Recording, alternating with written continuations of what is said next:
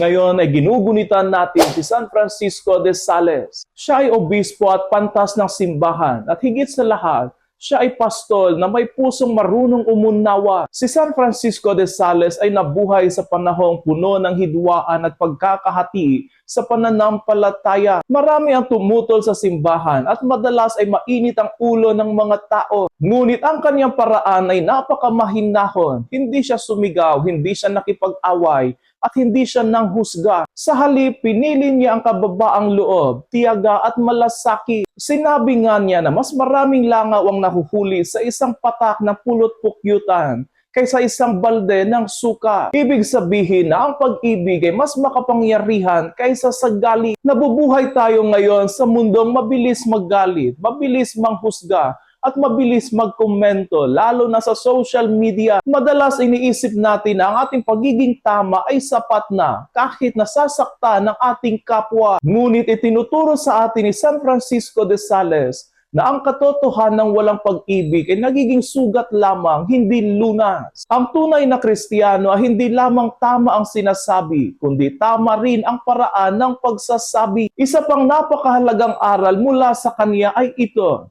na ang kabanalan ay para sa lahat. Hindi lamang ito para sa mga pari, madre, relihiyoso at relihiyosa. Itinuro niya na sa ordinaryong buhay, sa trabaho, sa pamilya, sa pang-araw-araw na tungkulin, doon tayo tinatawag na maging banal. Hindi natin kailangan ng mga extraordinaryong mga bagay para maging banal.